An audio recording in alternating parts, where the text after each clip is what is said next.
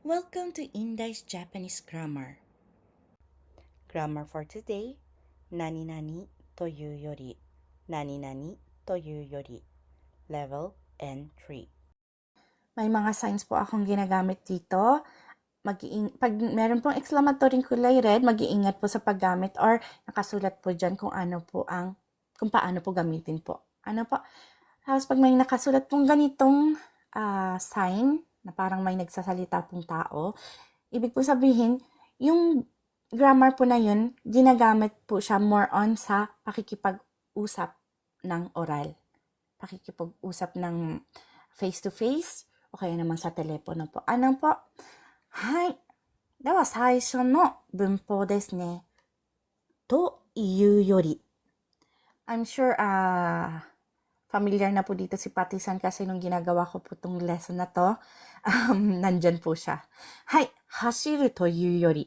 Ang conjunction niya po is noun, yu yori, yu ka, or na adjective, yu yori, yu ka, or verb, yu yori, yu ka, at i-adjective, to yu yori, to yu ka. Meron pa lang to. Hindi ko po napansin, guminasay.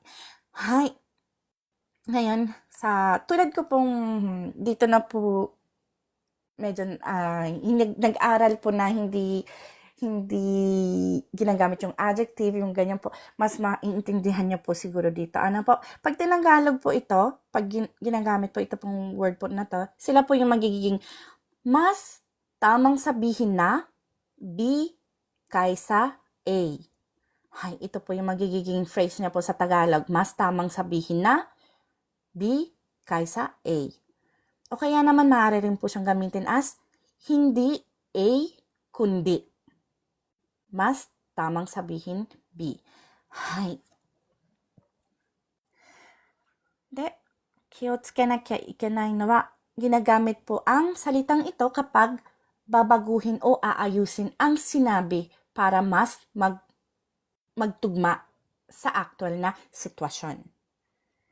Alam niyo po yung halimbawa, yung similarity po na word, pero medyo iba. So, ikino-correct niya. Doon po yung ginagamit yung word po na to iyu yori or to iyu ka. Yung to iyu ka po sa conversation po siya ginagamit po. Ano? Kiyotsukete kudasai. Hai, dewa, tsuzuki ikimasu. Ito po yung first example po ng phrase using to iyu yori.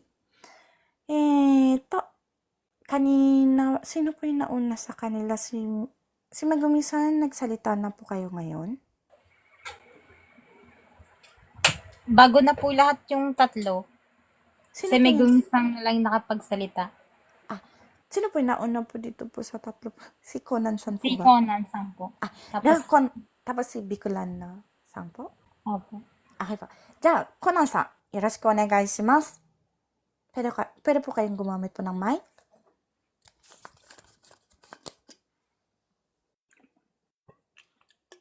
Yes, ma'am. よろしくお願いします。よろしくお願いします。 Babasahin ko po yung phrase. Tapos, yung pagkakaintindi nyo po sa Tagalog or English po, paki-explain po. O kaya naman po kung kaya nyo pong i-translate po siya, go lang po tayo.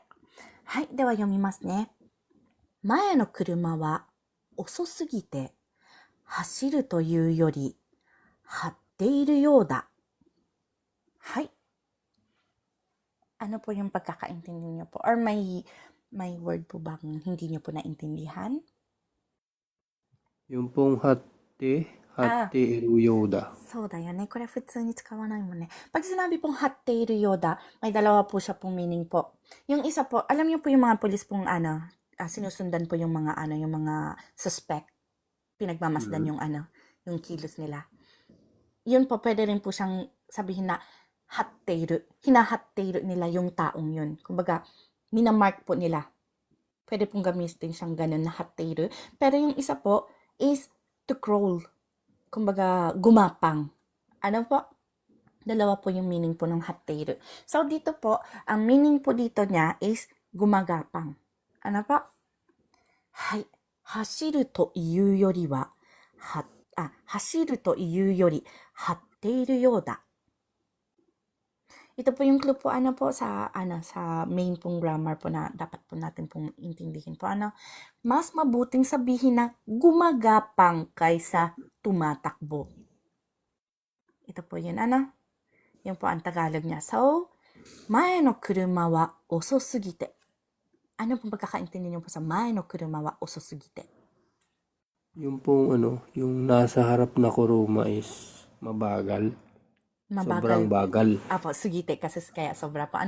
So, ano po siya? Ashiru tuyo yuri. Parang mas magandang sabihin na gumagapang siya. Ganun ba? Kaysa? Opo, tama po. Kaysa tumatakbo. Apa. Kumbaga, expression lang po ito po. Kasi yung sasakyan po, di ba po, usually po, tumatakbo. Pag gumagalaw po siya, tumatakbo po ang verb na ginagamit natin. Kaso, sa sobrang bagal nung sasakyan na nasa harap, ang pagkaka-express niya po dito is, mas mabuting sabihin gumagapang yung sasakyan kaysa tumatakbo dahil sa sobrang bagal po. Maraming salamat po. So, pag translate po natin po siya sa Tagalog, magiging pong ganito ang translation niya. Iba-iba po ang pagkaka-translate po na po. So, hindi lang po ako po yung yung tamang pag-translate. Meron pa pong iba pong mga phrase pong tama po. So, ang ginawa ko po ngayon pong translation is, mas mabuting sabihin na gumagapang kaysa tumakbo ang sasakyan na nasa harap dahil sa sobrang bagal nito. Nalagyan ko na pero walang na. Okay. Hi. Yun po yung pagkaka-translate. Sa mga Pwede po magtanong. Dozo. Yung po, hatteiru po. Hi. Ano po kaya yung mass form or dictionary form po? Mass or dictionary form. Opo. Pag sinabi pong mass, hatteimasu. Yung inahanap ko po yung root word. Yung root word po yung hinahanap niyo. Nagme-memo po ako eh. Haru. Haru. Haru.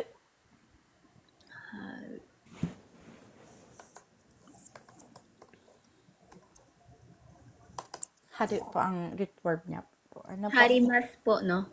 Harimas, pag ginawa po siyang mass form. Okay po. Thank Drop you. through. Apa. Hi. Thank you po. Salamat din po. Conan-san, 次行きましょう。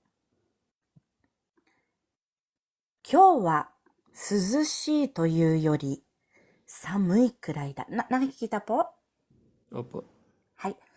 今日は涼しいというより寒いくらいだ。Ano pong pagkakaintindi niyo po?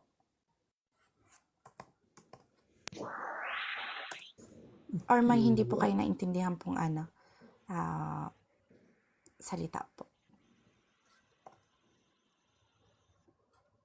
今日は涼しいというより寒いぐらい。寒いくらいだ。 Parang hindi. Ito pong nakakulay blue po, sa Tagalog po, hindi presko. Suzushi po presko po. Yung hindi malamig pero hindi mainit. Tama lang, mapresko. Kundi mas tamang sabihin malamig. Tapos ano po ang kyowa? Today, Today ay? Or pwede po siyang presko. hindi presko, kundi mas tamang sabihin malamig today. Today po, kasi ngayon po. Ano po? Gets na po? Medyo. Okay, 大丈夫です。Sa Tagalog po, yung toyo yori, magiging ito pong medyo pinataba. Ginawang bold po na letter po. Hay, pag ginawa po siyang Tagalog, magiging hindi presko, kundi mas tamang sabihin malamig ngayon. Ano po? Yung presko, yung suzushi is presko. Toyu yori, hindi, bla bla bla, kundi mas tamang sabihin, samui kurai da. Malamig. Ano po? Samui. Malamig. ngayon, 今日は. Hay, kaya naging hindi presko kundi mas tamang sabihin malamig ngayon. Hay, 大丈夫かな?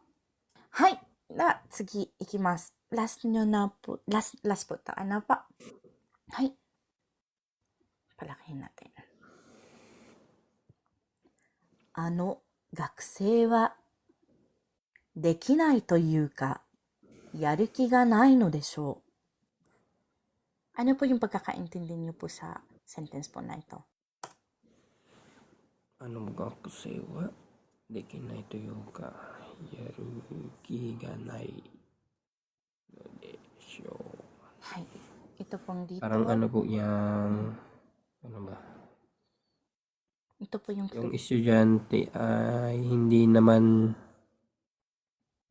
sa hindi niya kayang gawin, ayaw niya lang niyang gawin, ganun po. ayaw, wala lang siyang, yaruki ga nai, wala lang siyang, Walang siyang ganang gawin. そうです. Aba. Hay, arigatou gozaimasu. Kaya naging translation ko po dito sa sentence na ito. Hay, ganito po. Yung estudyanteng yun, yun po yun. Gakusei wa estudyante. Kaya naging yung estudyanteng yun, hindi sa hindi niya kaya. Ngunit wala siguro siyang motibasyon na gawin. Desyo po is siguro. Kumbaga, wala siyang kasiguraduhan. Kaya linagyan ko po ng siguro po. Ano po? Wala siguro siyang motibasyon na gawin. Pwede rin pong ganyan. Pero tama rin po yung pagkakatranslate nyo po. Sabi ko nga po, di ba po yung pagtatranslate po, depende po sa pag-translate po. Ang importante po, tama po yung tinutukoy na tama po yung pagkakatranslate, yung gustong iparating sa itatranslatean po. Ano po? Hay. Dewa. Maraming salamat po, Conan-san. どうもありがとうございます。またよろしくお願いします。Ito po ay cut out from our free entry lesson class. Sa taong 2025, may free entry lesson class po tayo tuwing MWF at 8 p.m. Japan time.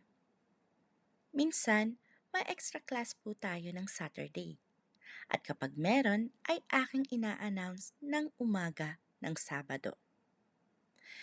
Para po sa gustong sumali, please follow me and stalk me sa araw na aking nabanggit. Thank you for watching and please continue supporting me, follow me, and share my videos for more contents.